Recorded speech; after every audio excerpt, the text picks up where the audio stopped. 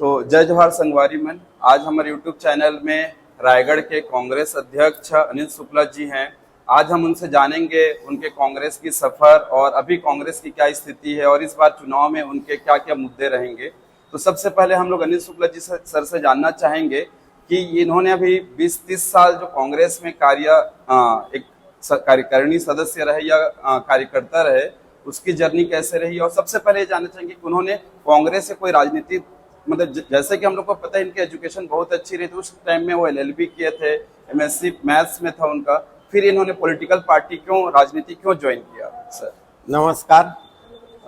मैं लगभग 30 वर्षों से कांग्रेस पार्टी की सेवा कर रहा हूं और मैंने अपने राजनीतिक जीवन की शुरुआत अपने स्टूडेंट लाइफ से NSUI के प्रवक्ता के रूप में शुरू की। उसके बाद मैं युवा कांग्रेस का प्रवक्ता महामंत्री रहा और उसके बाद मैं युवा कांग्रेस का अध्यक्ष रहा। 2000 से 2004 तक मैं युवा कांग्रेस का रायगढ़ जिला शहर का अध्यक्ष रहा। उसके बाद मैं जिला कांग्रेस कमेटी के विभिन्न पदों में रहा और प्रदेश प्रवक्ता के रूप में भी मैंने इस पार्टी को सेवा दी और उसके बाद मुझे अध्यक्ष पद बनाया गया है। तो पिछले 3 वर्षों से मैं अध्यक्ष पद को संभाल रहा हूं और कांग्रेस पार्टी को मजबूत करने का प्रयास कर रहा हूं। सर हम लोग ये जानना चाहते हैं कि आपने राजनीति ज्वाइन क्यों किया, शुरू क्यों किया, ऐसे क्या मुद्दा रहा उस टाइम पे कि आपको राजनीति में आना पड़ा? देखिए, एक भ्रामक स्थिति रहती है कि राजनीति में अपराधी और बिना पढ़े लिखे लोग, ऐसे लोग ही आते हैं। जब अगर समाज को दिशा देने वाली बात है तो उसके लिए एक राजनीति में पढ़े लिखे व्यक्ति को आना अति आवश्यक है। समस्याएं जो समाज के भीतर होती हैं उसको यदि आप उसको समाज से दूर करना चाहते हैं, यदि आप उसके लिए लड़ना चाहते हैं, समाज के अंतिम छोर में बैठे व्यक्ति की अगर आपको चिंता है, समाज सेवा अगर आप करना चाहते हैं तो निश्चित तौर पर आपका माध्यम राजनीति होना चाहिए। मेरा ये मानना है कि अगर युवा जब तक राजनीति में नहीं आएगा तो राजनीति साफ और सुंदर नहीं हो सकती है। जब तक पढ़ा लिखा साथी आपका नहीं बनेगा राजनीति में तो वो अच्छे विचारों को लेकर निरंतर कार्य नहीं कर पाएगा। तो निश्चित तौर पर राजनीति में आने का एक कारण ये था कि पढ़ाई के साथ साथ समाज के एक वर्ग को जागृत करना है। अपना जो एक सोच है, इस देश में सद्भावना होनी चाहिए, प्रेम होना चाहिए, भाईचारा होना चाहिए, उसको बनाने के लिए मैंने कांग्रेस पार्टी में ज्वाइन किया और राजनीति को ज्वाइन किया। चलिए सर, जैसे ने आपने बोला समाज में बैठे अंतिम छोर के व्यक्ति तक आप एक सेवा पहुंचाना चाहते थे, तो अभी पिछले 5 साल में छत्तीसगढ़ में भूपेश जी की सरकार रही और रायगढ़ में हमारे प्रकाश नायक जी विधायक रहे। तो आप सर बताना चाहेंगे कि किस टाइप की गतिविधियां हुई जिससे हमारे लोगों को फायदे या बेनिफिट हुए? देखिए, इस देश का इतिहास रहा है कि कांग्रेस पार्टी में के लोगों ने, नेताओं ने इस देश को आज़ादी में अपनी महत्वपूर्ण भूमिका निभाई। जब देश आज़ाद हुआ तो बहुत ही विषम परिस्थितियों से गुजर रहा था और इस देश को आज विश्व के पटल पर लाने में कांग्रेस पार्टी की महत्वपूर्ण भूमिका रही। और जो कांग्रेस पार्टी का मूल सिद्धांत है कि आप समाज के अंतिम छोर के व्यक्ति की यदि समस्याओं का निराकरण कर लेते हैं तो निश्चित तौर पर आप समाज के पूरे वर्ग को संतुष्ट कर सकते हैं। क्योंकि बहुतायत ऐसे लोग हैं जो सुविधाओं से, ताकत से अपनी बातों को नहीं रख पाते हैं। हम पिछले 5 साल से कांग्रेस पार्टी छत्तीसगढ़ के सत्ता में है। समाज के हर वर्ग के साथ न्याय करने का काम माननीय भूपेश बघेल जी ने किया, कांग्रेस की सरकार ने किया। आज चाहे वो किसानों की हम बात करेंगे, किसानों के लिए हमने जो 36 वादा किया था और कि बिजली बिल हाफ, किसानों का कर्जा माफ, निश्चित तौर पर पूरे देश में देखने को मिलता है कि एक किसान आत्महत्या करता है कर्ज के कारण। आज इस देश की मुख्य ऋण कृषि है और जब कृषि को आप उन्नत नहीं करेंगे तब तक इस देश का विकास संभव नहीं है। हमने वादा किया कि ऋण माफ करेंगे, हम 8 घंटे के अंदर ऋण माफी कर दी। पूरे छत्तीसगढ़ की जनता को सुविधा देने के लिए जो महत्वपूर्ण सुविधा है, बिजली बिल हाफ कर दिया। और हमने जो वादा किया था कि 2500 रुपए में धान खरीदेंगे, हमने 2500 रुपए में धान खरीदना शुरू किया और आज हम 2640 में खरीद रहे हैं। आने वाले समय में हम वो 2800 में भी खरीदेंगे।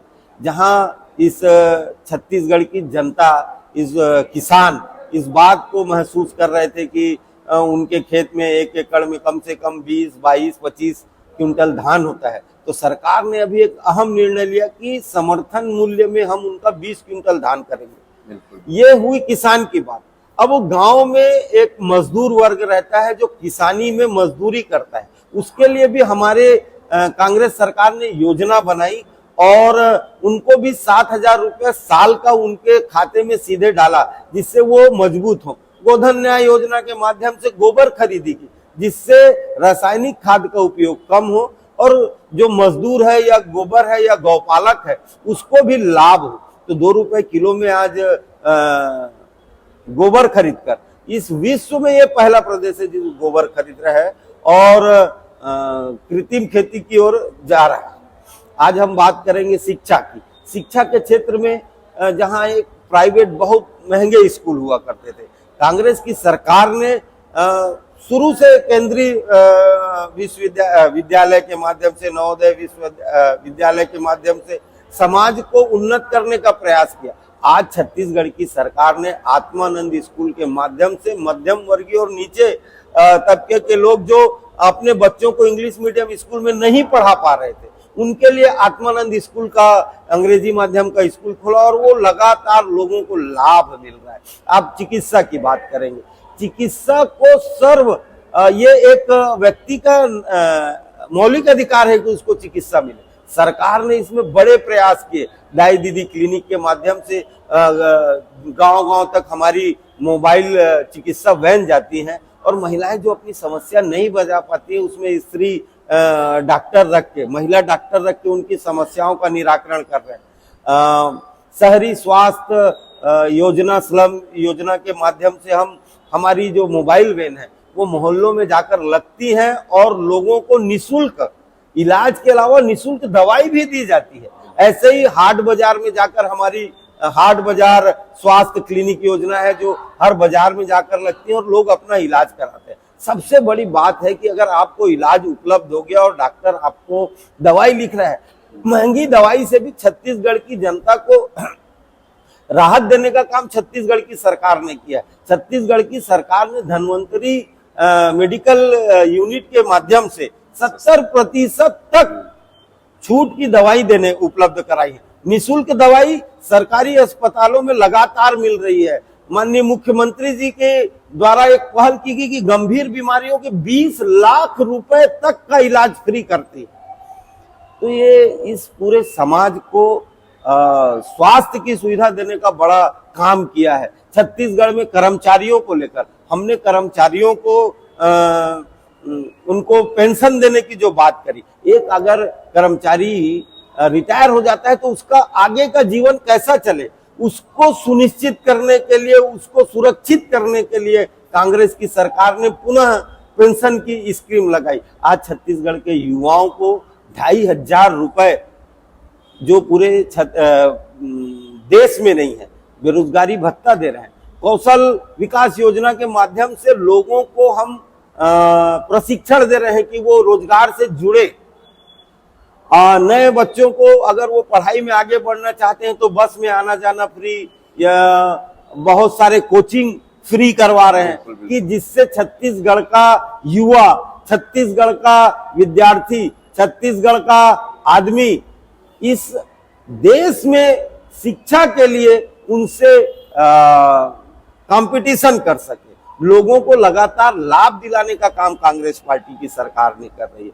सरकार ने इसके अलावा अनुसूचित जाति, जनजाति, देखिए सबसे पहले वन क्षेत्र में हमने तेंदुपत्ता के माध्यम से तेंदुपत्ता संग्रहण का सहकारीकरण कांग्रेस की सरकार ने किया। जो 2,500 रुपए मिलता था उसको तेंदुपत्ता संग्राहकों को 4,000 रुपए प्रति मानक बोरा के रूप में दिया।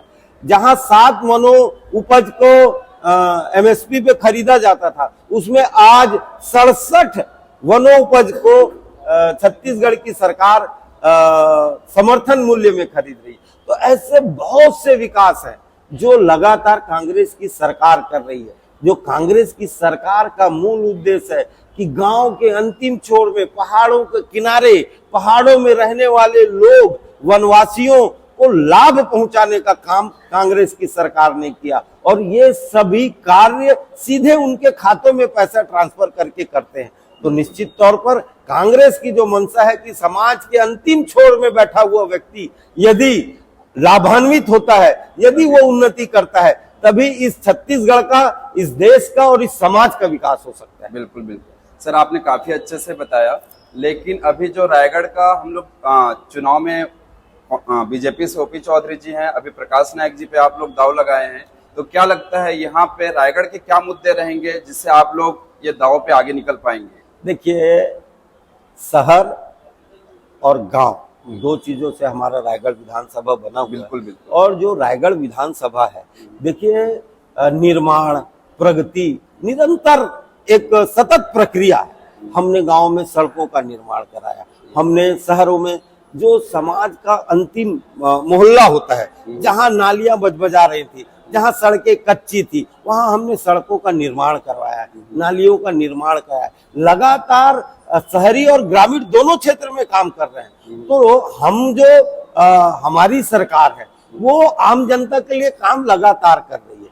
आज ये सबसे बड़ी उपलब्धि की बात है कि माननीय मुख्यमंत्री जी ने केवल रायगढ़ नगर निगम क्षेत्र में 100 करोड़ रुपए दिए हैं। और आप अगर जाकर इस शहर के अंतिम छोर के व्यक्ति से पूछेंगे तो वो भी आज उन कीचड़ भरी नालियों से और रोड से मुक्ति पा चुका है। तो निश्चित तौर पर माननीय विधायक जी इस बात को लेकर लगातार लड़ते रहे। मैं इस बात को बोलने में कहीं भी परहेज नहीं करूंगा कि माननीय प्रकाश नायक जी एक ऐसे विधायक हैं जो विधानसभा में सबसे ज्यादा क्वेश्चन लगाए, और सबसे महत्वपूर्ण बात है कि समस्याओं को लेकर वो चिंतित रहे और अपनी सरकार के विरुद्ध ही उन्होंने इस बात को पूछा और ध्यानाकर्षित कराया। चाहे वो फ्लाई ऐश का मामला हो, चाहे वो सड़कों का मामला हो। पिछले 15 साल जब भारतीय जनता पार्टी की सरकार थी तो रोड का दुर्दशा को कोई सबसे वाकिफ है। आपको ये बता देना चाहता हूँ कि कोई भी रोड एक दिन में, एक महीने में, एक साल में खराब नहीं होती। उसको 15 साल तक न मेंटेनेंस किया गया, न ध्यान दिया गया। हम जब से सरकार में आए, 2 साल कोरोना काल रहा, उसके बावजूद भी हमने छत्तीसगढ़ की सड़कों के निर्माण में अहम भूमिका निभाई। रायगढ़ के सड़कों के निर्माण में माननीय मुख्यमंत्री जी जब यहाँ दौरा करने आए थे तो 350 करोड़ रुपए उसमें फंड अलॉट किया और उसके माध्यम से सड़क बनना शुरू हो गई है। माननीय प्रकाश नायक जी आम जनता की समस्याओं से जूझते रहे हैं और लड़ते रहे।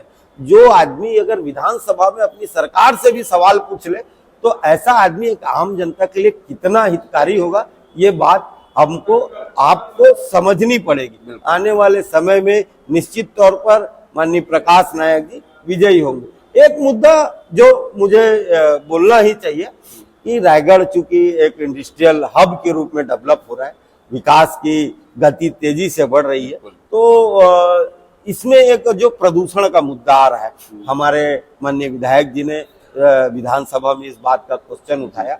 तो विकास को तो हम रोक नहीं सकते, ना हमारी मानसिकता है कि हम विकास को रोकें, लेकिन प्रदूषण को रोकने के लिए हमने जो भी मजबूत उपाय होंगे उन पर भी चर्चा की और लगभग हम उसमें सफल हो रहे हैं। आने वाले समय में इस औद्योगिक क्षेत्र में प्रदूषण रोकने के मापदंडों का पूरा पालन कराने के लिए हम वचनबद्ध हैं और उसको पूरा करेंगे। जैसे प्लांटों में ESP चलाना चाहिए, इन सब चीजों का हम विशेष ध्यान दिया जाएगा। लोग अगर यहाँ प्रभावित हो रहे हैं काम करने तो उनके इलाज की भी समुचित व्यवस्था की जाए, और ये सब के लिए हम लगातार प्रयास कर रहे हैं और वो हो भी रहा है। आज हमारे रायगढ़ का मेडिकल कॉलेज जो बहुत ही समय से जिला चिकित्सालय में लग रहा था, ये रायगढ़ का जो मेडिकल कॉलेज है ये भी कांग्रेस की देन है। जब माननीय कृष्ण कुमार गुप्ता जी हमारे चिकित्सा मंत्री थे तो उन्होंने इसकी नींव रखी, और जब ये बिल्डिंग बनने के बाद माननीय प्रकाश नायक जी के प्रयासों से उसमें उसमें स्थापित की गई, बहुत सी कमियां थी उसको हमने दूर किया। तो लगातार चिकित्सा के क्षेत्र में भी रायगढ़ आगे बढ़ रहा है। शिक्षा का क्षेत्र ले लीजिए, आज जब हम लोग का पढ़ाई करते थे तो बिलासपुर यूनिवर्सिटी गुरु घासीदास जाना पड़ता था। कांग्रेस की सरकार आते ही यहाँ पे शहीद नंद कुमार पटेल यूनिवर्सिटी खोल दी गई है। लोगों को शिक्षा का स्तर बढ़ाने के लिए बहुत सारे कार्य किए जा रहे हैं। आने वाले समय में औद्योगिक क्षेत्र के अलावा शिक्षा का भी हब रायगढ़ बनेगा, ऐसा मैं उम्मीद करता हूं। प्रशिक्षण के माध्यम से युवाओं को स्थानीय उद्योगों में रोजगार दिलाने का जो संकल्प कांग्रेस पार्टी ने किया था, माननीय प्रकाश नायक ने किया था, तो रोजगार मेला के माध्यम से लगभग 5000 लोगों को हमने रोजगार विभिन्न उद्योगों में दिलाया है। उद्योग बार बार इस बात को कहते थे कि प्रशिक्षित लोग चाहिए। हमने उन पर यह दबाव बनाया कि आप हमारे युवाओं को, पढ़े लिखे साथियों को आप अपने यहाँ लीजिए, स्टाइपेंड दीजिए और उनको आप उस लायक बनाइए, उनको प्रशिक्षण दीजिए और उनको रोजगार देना पड़ेगा। तो आने वाले समय में हमारा एक मुद्दा और रहेगा कि स्थानीय उद्योगों में कम से कम 50% स्थानीय लोगों को रोजगार देने के लिए हम उद्योगों को बाध्य करेंगे। तो सर, हम ये बोल सकते हैं क्या, अगर व्यक्ति लाभान्वित हुए हैं तभी वोट दें, अदरवाइज ना दें?